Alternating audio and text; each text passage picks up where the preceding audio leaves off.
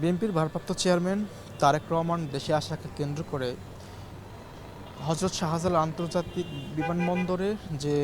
প্রবেশ গেটটি রয়েছে সে প্রবেশ গেটে কিন্তু এপিবিএন সদস্যরা প্রতিটি গাড়ি কিন্তু চেক করছে। আমরা দেখছি যে যেসব গাড়িগুলো এয়ারপোর্টের ভিতর ঢুকছে এবং সেসব গাড়িগুলো কিন্তু তারা চেক করছে। আমরা এর আগে দেখেছি যে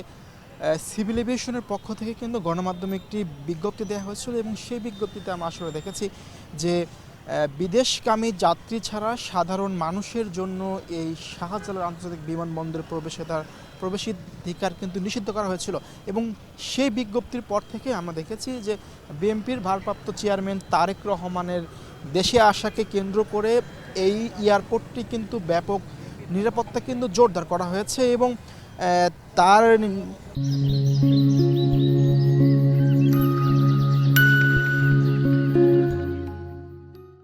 নিরাপত্তার সংখ্যা যেন না থাকে সেই দিকটা দেখে কিন্তু আমরা দেখছি যে এয়ারপোর্টের যে প্রধান ফটকটি রয়েছে সেই ফটকে কিন্তু প্রতিটি গাড়ি কিন্তু এপিবিএনের যারা রয়েছেন তারা কিন্তু চেক করছেন এবং ভেতরে আসলে অতিরিক্ত কোনো যাত্রী আছে কি না। আমরা দেখেছি যে এর আগে যে দীর্ঘ 17 বছর পর বিএনপির ভারপ্রাপ্ত চেয়ারম্যান তারেক রহমান দেশে আসছেন এবং স্বদেশ প্রত্যাবর্তনকে ঘিরে আমরা দেখেছি যে এরই মধ্যে রাজধানীর 300 ফিটে একটি বড় মঞ্চ করা হয়েছে এবং তিনি আগামীকাল বৃহস্পতিবার 11:55 তাকে বহনকারী বাংলাদেশ বিমান এয়ারলাইন্সের একটি বহনকারী বিমান কিন্তু হজরত শাহজালাল আন্তর্জাতিক বিমানবন্দরে পৌঁছাবেন এবং এইখান থেকেই তাকে নিয়ে কিন্তু যাওয়া হবে রাজধানীর 300 ফিটটি যে মঞ্চটি রয়েছে সে মঞ্চে এবং সেখানে নেতাকর্মীরা তাকে কিন্তু ফুলের শুভেচ্ছা দিয়ে কিন্তু বরণ করে নেবেন। আমরা দেখেছি যে তাকে বরণ করে নেওয়ার জন্য দেশের বিভিন্ন জেলা উপজেলা থেকে নেতাকর্মীরা এরই মধ্যেই কিন্তু ঢাকায় আসছেন এবং আমরা দেখেছি যে দীর্ঘ 10 বছরের অধিক সময়ে যারা যুক্তরাষ্ট্র, লন্ডন কিংবা বিশ্বের বিভিন্ন দেশে ছিল তারাও কিন্তু তারেক রহমানকে দেশে আসাকে কেন্দ্র করে বাংলাদেশে আসছেন এবং এই যে ঢাকা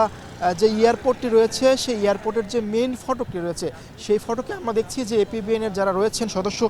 তারা কিন্তু অধিকাংশ গাড়ি কিন্তু চেক করছেন এবং তারা যেমনটি বলছেন যে যারা বিদেশগামী যাত্রী রয়েছে সেই যাত্রী বাদে অতিরিক্ত যদি কোনো তাদের পরিচিত বা আত্মীয় স্বজন লোকজন থাকে তাহলে কিন্তু এই এয়ারপোর্টে অতিরিক্ত জনসমাগম হবে এবং বিএনপির ভারপ্রাপ্ত চেয়ারম্যান তারেক রহমানকে আসাকে কেন্দ্র করে আমরা দেখছি এরই মধ্যে হজরত শাহজালাল আন্তর্জাতিক বিমানবন্দরের পক্ষ থেকে আইনশৃঙ্খলা পরিস্থিতির কিন্তু বেশ কিছু উদ্যোগ নেওয়া হয়েছে এবং সেই উদ্যোগকে কেন্দ্র করে আমরা দেখেছি যে এই এয়ারপোর্টের যে প্রধান ফটকটি রয়েছে সেই ফটকে কিন্তু এপিবিএনের সদস্যরা যেসব গাড়িগুলো ভেতরে ঢুকছে সেসব গাড়িগুলোকে কিন্তু তারা চেক করছে এবং অতিরিক্ত একজন বিদেশগামী যাত্রীর সাথে অতিরিক্ত কোনো যাত্রী বা অতিরিক্ত কোনো পরিচিত মানুষজন আছে কিনা সেই দিকটা তারা কিন্তু চেক করছে এবং তারা কিন্তু যেমনটি বলছেন যে এই এয়ারপোর্টের নিরাপত্তা ব্যবস্থা নিশ্চিত করার জন্য এখানে জনসমাগম কিন্তু করা যাবে না এবং আমরা দেখেছি যে এরই মধ্যেই আইনশৃঙ্খলা বাহিনীর পক্ষ থেকে এই এয়ারপোর্টে কিন্তু আমরা দেখেছি যে পুলিশ রয়েছে এবং এয়ারপোর্টের ঠিক সামনের যে মেন সড়কটি রয়েছে সেই মেন সড়কটিতে কিন্তু আমরা দেখেছি পুলিশ রয়েছে, র্যাব রয়েছে, আনসার রয়েছে এবং ট্রাফিক পুলিশ যারা রয়েছে তারা যেমনটি বলছেন যে তারেক রহমান দেশে আসাকে কেন্দ্র করে বৃহস্পতিবার সকাল ঠিক 6টা বাজে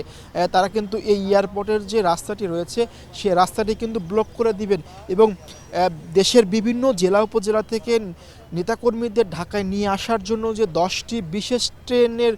ব্যবস্থা করা হয়েছে সেসব ট্রেন কিন্তু আজকেই আসবে এবং অতিরিক্ত জনসমাগমের জন্য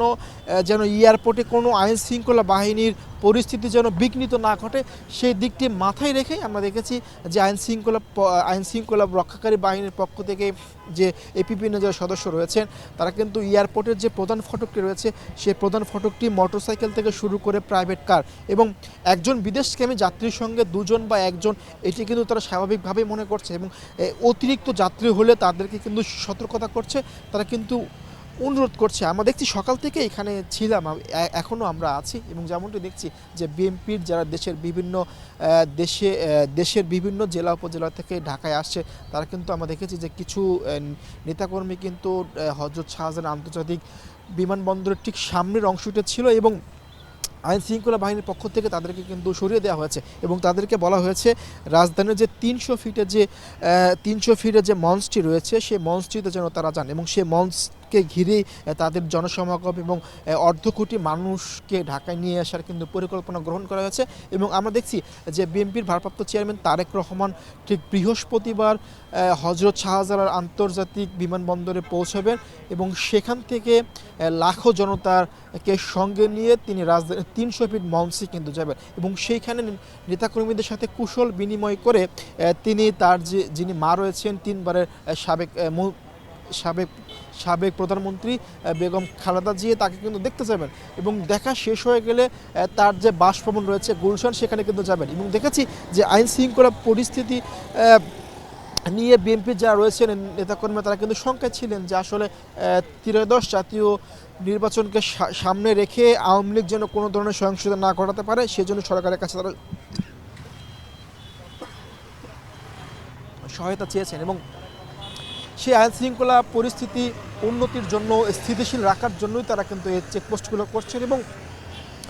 একজন বিদেশগামী যাত্রীর জন্য যাত্রীর সাথে যেন অধিক কোনো যাত্রী না এই এয়ারপোর্টে প্রবেশ করতে না পারে সেই দিকটি মাথায় রেখে এখানে যারা এয়ারপোর্টের দায়িত্বে রয়েছেন পিবিএন সদস্য তারা কিন্তু অধিকাংশ গাড়িগুলোতে চেক করছেন এবং অতিরিক্ত যাত্রী যেসব গাড়িগুলোতে আছে সেসব গাড়ি যেন ভিতরে প্রবেশ করতে না পারে সেই দিকটি তারা কিন্তু দেখছেন।